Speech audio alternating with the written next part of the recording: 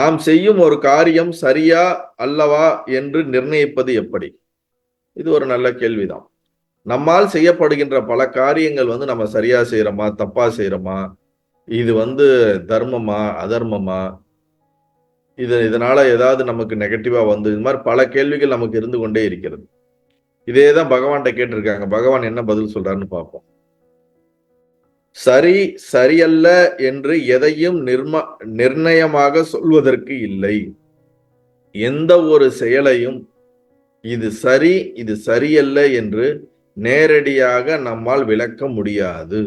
ஏனென்றால் அது ஒரு காரியத்தை செய்பவனையும் அவனது உத்தேசத்தையும் பல சூழ்நிலைகளையும் பொறுத்துள்ளது. ஒரு காரியமானது உங்களால் செய்யப்பட்டதோ யாரால் செய்யப்பட்டதோ அது சரியா தப்பான்னு டைரக்டா பிளைண்டா நம்மளால என்ன பண்ண முடியாது, சொல்ல முடியாது. அவன் ஏன் செஞ்சான், அவனுடைய இன்டென்ஷன் என்ன, அவனுடைய சூழ்நிலை என்ன, அவனை சுத்தி இருக்கக்கூடிய சூழ்நிலை என்ன, அவனால் செய்யப்பட்ட செயல் என்ன, இந்த மாதிரி மல்டிபிள் ஃபேக்டரை எடுத்து கன்க்ளூட் பண்ணும் போதுதான் அந்த விஷயம் சரியா தவறா என்று நமக்கு தெரியும். அது அப்படி இல்லாம நாம இது சரி இது தப்புன்னு டைரக்டா நம்ம ஒரு லிஸ்ட் போட்டு இப்படிதான் இருக்கணும்னு சொன்னோம்னா பல நேரத்துல அது பெரிய ஒரு சிக்கல்ல தான் கொண்டு போய் நம்மளை விடும். அப்ப வெளியில நடக்கக்கூடிய எந்த காரியமா இருக்கட்டும், நம்மால் செய்யப்படக்கூடிய காரியமாக இருக்கட்டும், நம்ம எந்த உணர்வுல, எந்த நேரத்துல, எப்படிப்பட்ட சூழ்நிலையில, எதற்காக, எந்த செயலை செய்தோம் என்றது வைத்துத்தான் சரி தவறு என்று நிர்ணயிக்க வேண்டும். இப்ப என்ன பிரச்சனைனா, இப்ப நீங்க வாழ்க்கையில பல காரியங்கள் செய்றீங்க. உங்களை சுத்தி இருக்கவங்கள நீ பண்ணது தப்பு, நீ பண்ணது சரி, நீ இப்படி பண்ணிருக்க கூடாது, நீ அப்படி பண்ணிருக்க கூடாது, இந்த மாதிரி ஏகப்பட்ட நம்மளை பிளேம் பண்ணுவாங்க, நம்ம பல பேரை பிளேம் பண்ணுவோம்.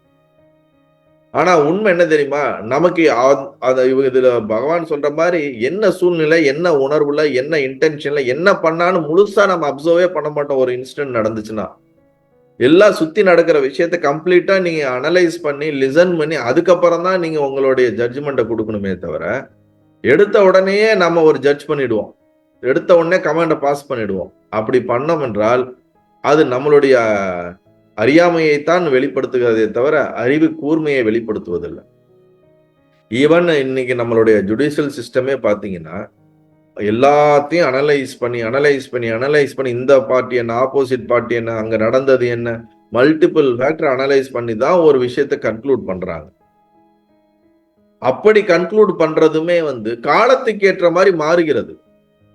இப்ப 1000 வருஷத்துக்கு முன்னாடி மனு தர்மம் இருந்தது, மனுஸ்மிருதி இருந்தது, அதுல அப்ப அது தர்மம்னு நிறைய விஷயம் சொல்லுது. அது இன்னைக்கு அப்ளிகபிள் ஆகாது. 50-80 வருஷத்துக்கு முன்னாடி நினைக்கிறேன் நம்ம சுதந்திரம் வாங்கும்போது நிறைய சட்டங்களை கொண்டு வந்தாங்க. ஆனா இன்னைக்கு பல சட்டங்களை எடுத்தாச்சு. பல சட்டங்கள் இன்னைக்கு டே டு டே லைஃபுக்கு நமக்கு அப்ளிகபிள் ஆகாது. இன்னைக்கு காலநிலைக்கும் மனிதனுடைய மனநிலைக்கும் மனிதனுடைய சுபாவத்துக்கும் இன்னைக்கு இருக்கக்கூடிய சொசைட்டிக்கும் ஏற்ற மாதிரி சரி தவறு ஆனது அப்டேட் பண்ணிக்கிட்டே வருது. அப்ப வெளி உலக வாழ்க்கையில சரி தவறுங்கிறது தொடர்ந்து காலத்திற்கு ஏற்றால் போல் அது மாற்றத்தை அடைந்து கொண்டே வருகிறது. அல்டிமேட்டா நாம எது சரி எது தவறுன்னு நாம புரிந்து கொள்ள வேண்டும். தர்மம் எது அப்படின்னா, எது எனக்கு சுகத்தை தருகின்றதோ, எது எனக்கு நல்லது என்று தோன்றுகிறதோ, எது எனக்கு செய்தால் எனக்கு அது விருப்பமாக இருக்குமோ அதை நீங்கள் மற்றவர்களுக்கு செய்யுங்கள்.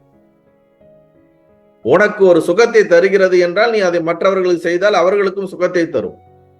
உனக்கு எது வேண்டும் என்று நினைக்கிறாயோ அது மற்றவர்களுக்கும் செய்தால் அவர்களுக்கும் அது வேண்டுமாக இருக்கும். அதே போல எது உனக்கு வேண்டாம் என்கிறாயோ, எது உனக்கு துக்கத்தை கொடுக்குமோ, எது உனக்கு செய்யக்கூடாது, உன்னை யாரும் திட்டக்கூடாது, உன்னை யாரும் வஞ்சிக்க கூடாது, உன்னை யாரும் ஏமாற்றக்கூடாது, உனக்கு யாரும் கவலையோ துக்கத்தையோ ஏதோ ஒன்றை உனக்கு விரும்பத்தகாததை ஒன்று கொடுத்தால் உன்னால் ஏற்றுக்கொள்ள முடியாதோ அதே விஷயத்தை நீ மற்றவருக்கு கொடுக்காதே.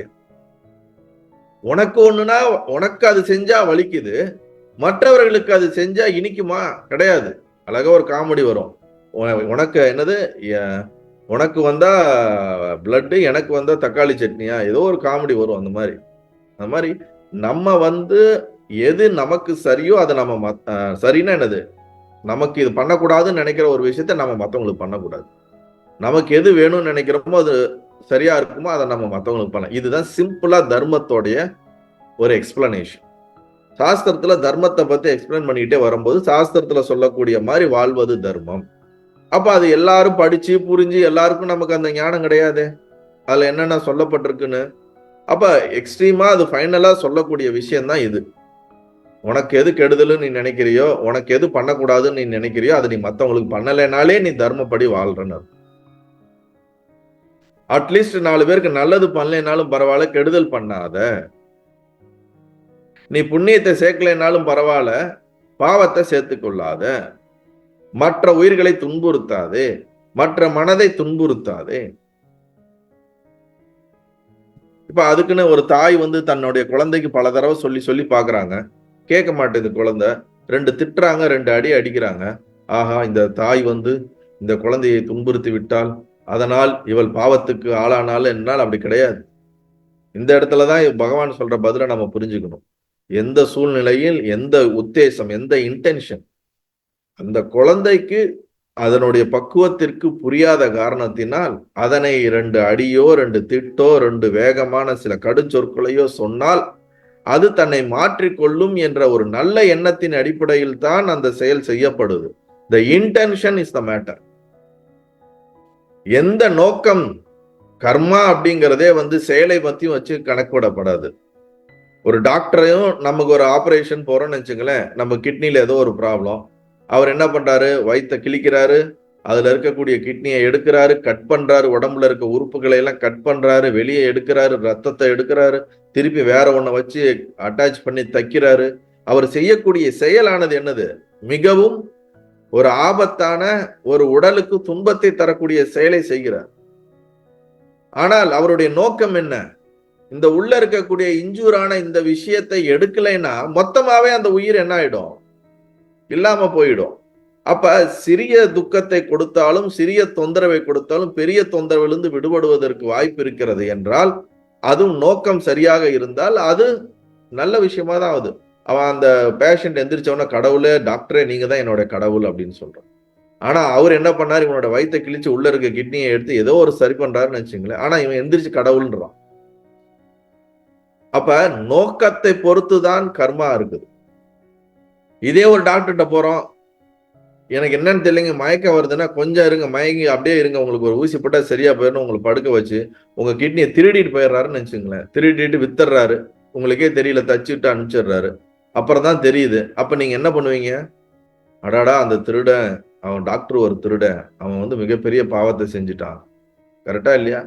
ஆனா 2 டாக்டரும் ஒரே வேலையை தான் செஞ்சாங்க. வயித்தை கிழிச்சாங்க, பொருளை எடுத்தாங்க, திருப்பி வேற பொருளை வச்சாங்க, இல்ல ஒருத்தர் வைக்காம விட்டாரு. செயல் ஒன்றுதான், ஆனா இன்டென்ஷன் என்னாச்சு, வேற வேற.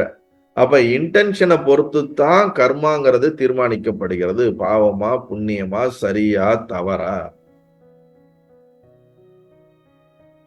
அதனால நம்ம சரியா தப்பா இல்லையான்றத நிர்ணயம் செய்வதற்கு காரியத்தை செய்பவனையும் அவனது இன்டென்ஷன், உத்தேசத்தையும் சூழ்நிலையும் பொறுத்து உள்ளது என்று சொல்கிறார் பகவான். அது மட்டும் இல்ல, என்றும் சரியெனத்தக்கது ஆன்ம நன்னிலை ஒன்றே. எப்போது தவறே ஆக முடியாதது என்ன என்றால், நீ ஆத்மஸ்வரூபமாக நீ இருக்கிறது தான். அது தவறுக்கான வாய்ப்பே கிடையாது, தவறாகவே முடியாது. அது ஒன்றுதான் சரியாகவே இருக்க முடியுங்கிறாரு. அந்நிலை நிற்போர் செய்வதெல்லாம் சரியாகவே இருக்கும். யார் தன்னை ஆத்மஸ்வரூபமாக தன்னுடைய ஒரிஜினல் ஐடென்டிட்டியை ரியலைஸ் பண்ணிட்டு அவர்களால் செய்யப்படக்கூடிய எல்லா காரியமும் சரியாகத்தான் இருக்கும். அதனாலதான் பகவான் கிருஷ்ணர் கீதையில சொல்றார், என்னால் அவர்கள் அழிக்கப்பட்டாலும் அவர்கள் சொர்க்கத்தை அடைகிறார்கள். ஒரு ஞான புருஷர்களால் எப்படிப்பட்ட காரியங்கள் செய்யப்பட்டாலும் அது அவர்களுக்கு நன்மையே சென்று சேர்கின்றன. பல இடங்கள்ல சொல்லப்பட்டிருக்கு, ஈவன் அவர்களால் வதம் செய்யப்பட்டாலும் அவர்கள் நற்கதியை அடைகிறார்கள். காரணம் ஏன், இவர்கள் ரியலைஸ்ட் ஆயிடுறாங்க. தன்னை ஆத்மஸ்வரூபமாக ரியலைஸ் பண்ணவங்களால எந்த ஒரு தவறான காரியத்தையும் செய்ய முடியாது என்பதை ப்ரூவ் பண்றதுக்கு தான் இப்படி சொல்லியிருக்கப்பட்டது. அகந்தை மனதின் தீர்ப்பு நம் பற்பாலதன்று உள்ள தூண்டுதல் நிகழ்வதே கலப்பில்லா நலனை நல்குவதாகும். சேம் இதேதான். நீ உன்னுடைய உண்மையான உணர்வில் இருந்து செயல்படு, இந்த ஈகோல இருந்து செயல்படாத. அகங்காரம் நம்ம இதுக்கு முன்னாடி பார்த்தோம்ல, தோன்றி மறைகிறதுன்றது. இந்த உடம்பு தான் நானும் நீங்க வந்து ஸ்டப்பன்னா புடிச்சு வச்சுக்கிட்டு அதுல பேஸ் பண்ணி நீங்க ஒர்க் பண்றது எல்லாமே ஈகோ தான், அகங்காரம் தான். உங்களை நீங்க ஆத்மாவா உங்களை வந்து நீங்க உணர்ந்து அதுல இருந்து நீங்க செயல்பட்டீங்கன்னா அதுக்கு பேரு ஈகோ கிடையாது. இப்ப நான்ற உணர்வு பாடி பேஸ்டு ஒர்க் பண்ணுதா அல்லது ஒரிஜினல் ஐடென்டிட்டி, அதாவது சொரூபத்தை பேஸ் பண்ணி இருக்குதா? பாடி பேஸ்டு நம்ம உடம்பு தான் அப்படின்னு நம்ம நினைச்சு செய்யப்படக்கூடிய எல்லா காரியத்துக்கும் நமக்கு சுகம் துக்கம்ன்ற ரெண்டு நம்மளை வந்து சேர்ந்தே தீரும். அதுல இருந்து நம்ம எஸ்கேப் ஆகவே முடியாது. ஆனா நான்ற உணர்வு எப்பொழுதும் சொரூபத்தை சார்ந்து உங்களால செய்யப்படக்கூடிய எந்த காரியமும் அதுல சுக துக்கங்கிற ஒன்று உங்களுக்கு பெரிதாக வராது. வந்தாலும் உங்களுடைய கர்மாங்கிற அக்கௌண்ட்ல ஏறாது. அதுதான் இங்க சொல்லப்பட்டிருக்கு. நல்லது.